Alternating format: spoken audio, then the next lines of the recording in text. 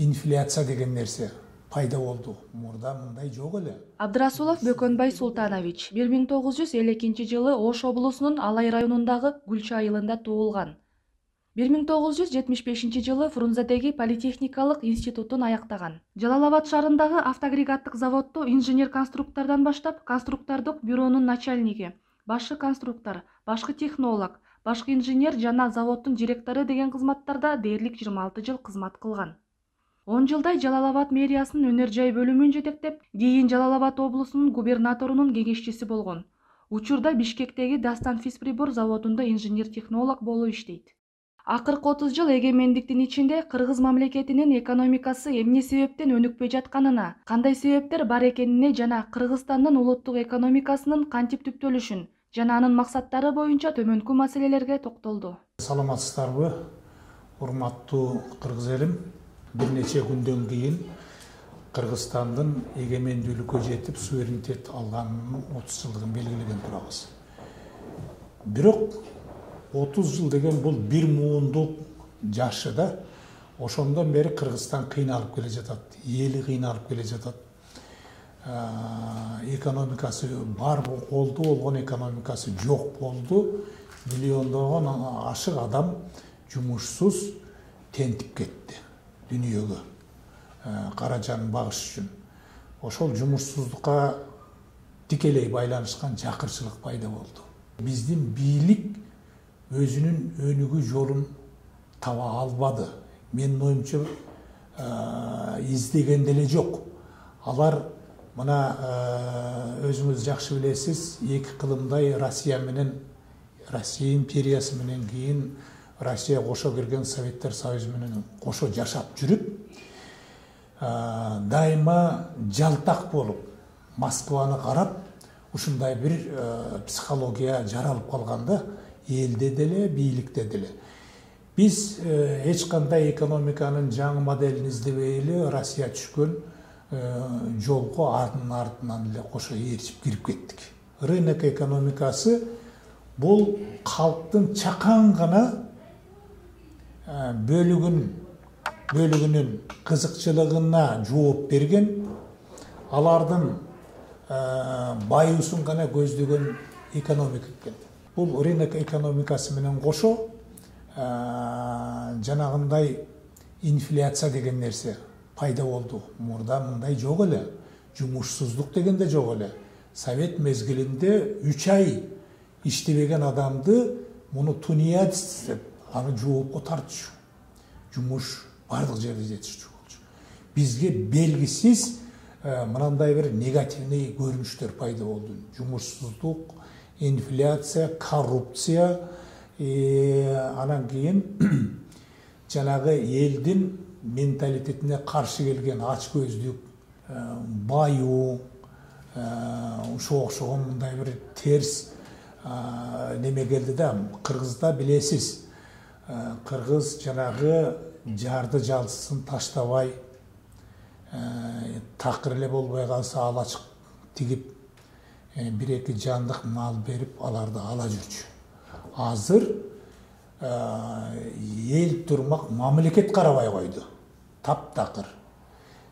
Мисалы үчүн миллиондон ашык жумушсуздук болуп атса, биздин статистика боюнча 200 миңге жетпеген гана жумушсуз бар деп айтылат. Бул карандай калп. Биз эски тажрыйбалуу өнөр жайда, экономикада мындай бир тажрыйбасы бар адамдар бири-бирибиз менен байланышып, сүйлөшүп, чечишип, мен көп жылдан бери изилдеп, анан кийин Кыргызстандын улуттук экономикасын, жаратман экономикасын түптөө боюнча концепциясын иштеп чыктым да. Аны бийлик менен бөлүштүм, башкалар менен бөлүштүм. Тилекке каршы алар азыркы бийликте отурган адамдар ушул плановый экономикадан, совет мезгилиндеги плановый экономикадан таптакыр кабары жок экен. Алар болгону ошол рынок экономикасынан башка эч нерсени билбейт экен. Мына быйыл 5 майда президент кол коюп жаңы конституция кабыл алынды. Ошонун 17 беренесинин 1-бөлүгүндө мурунку конституцияда жок эле, мурунку конституцияда ушундай бир жаңы жобо пайда болду да, аныктама пайда болду. Мамлекет өлкөдө ар кандай экономиканын түрлөрү үчүн шарт түзөт жана улуттук экономиканын кызыкчылыктарын коргойт деген аныктама пайда болду. Бул деген сөз бир эле рынок экономикасы эмес, башка экономикалык бизге керектүү элдин жашоо турмушун, экономиканы өнүктүрүү үчүн башка моделдер үчүн дагы жол ачат деген сөз да. Эгер бийликтеги адамдар неме болсо, ушул аныктаманы түздөн түз аткарууга милдеттүү болчу да. Тилекке каршы бүгүнкү күнгө чейин мына 4-5 ай болду конституция кабыл алынгандан бери бир бийлик тараптан сөз жок да. Ошон үчүн мен мына бул сиздердин демилге борборуна келип ушул маселени элге чыгарып көтөрүүгө мажбур болуп атам да. Бул эме элге жеткириш керек. Өнүгүү үчүн мынандай кризистик туңгуюктан чыгуунун албетте жолу бар. Бекем жолу бар. Бул биз басып өткөн, турмуштун катаал сыноосунан өткөн советтик плановый экономиканын жолу. Бул 29-жылдан 56-жылга чейинки мезгилин түздөн түз алып туруп биз колдонсок болот. Ошол мезгилде мына 29-жылдан 40-жылга чейин плановый экономиканын күчүн караңыз.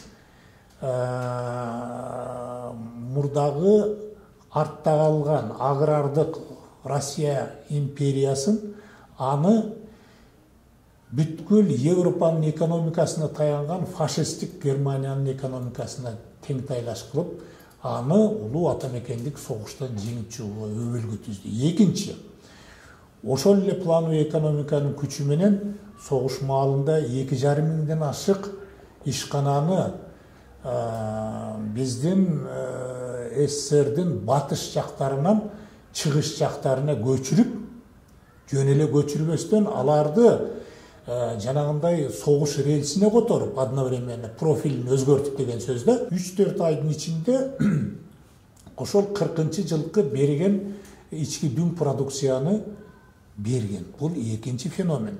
Үчүнчү феномен советтик плановый экономиканын күчү.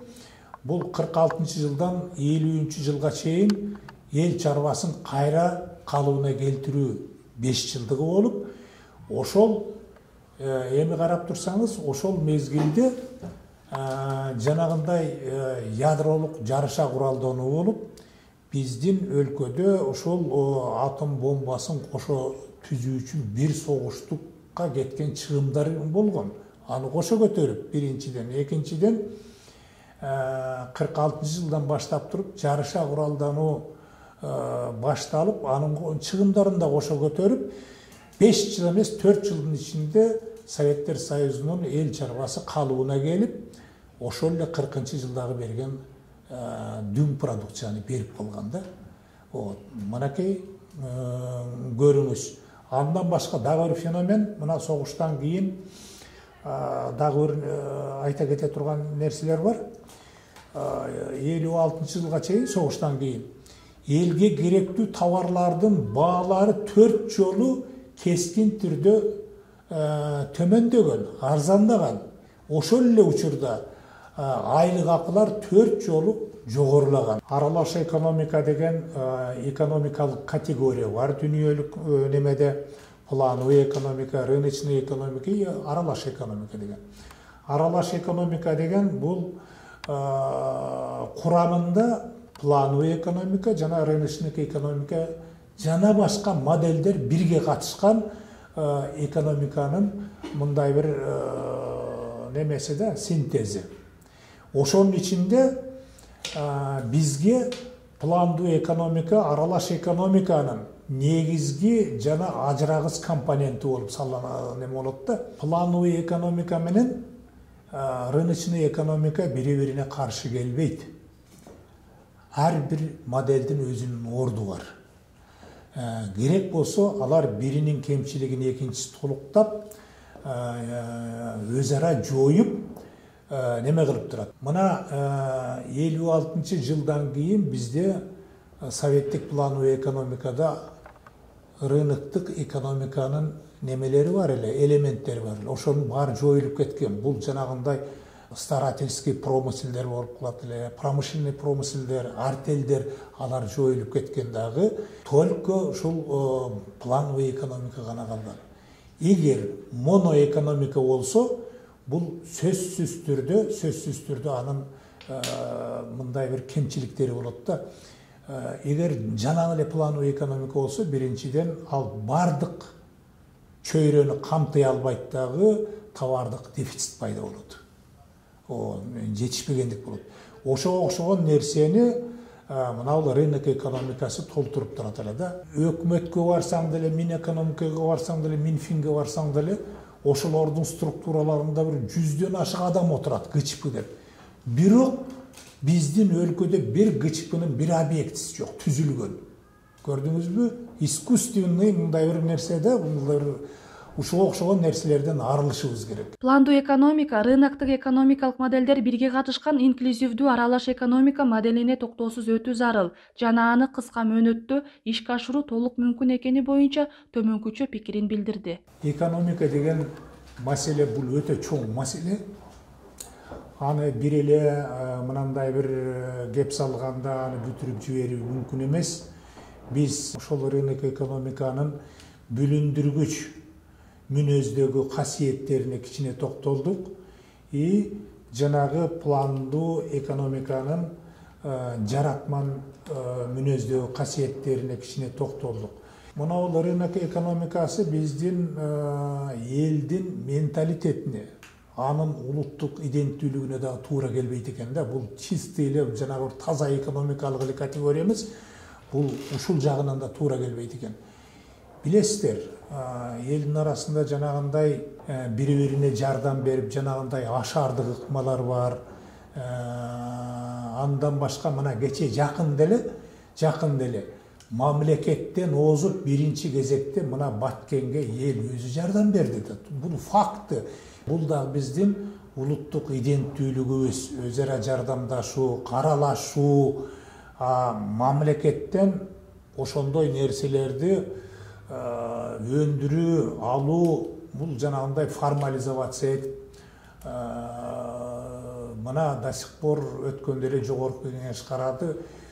3 ай өттү, 3 айдын ичинде 3 үй курдуңарбы деген сөз болду. Элдин уулдары барып туруп 3 эмес 10 үйлөрдү салып киргизип да коюшту. Бул дагы биздин ушул элдин улуттук мындай иденттүүлүгүбүз, жакшы менталитеттүүлүгүбүз да.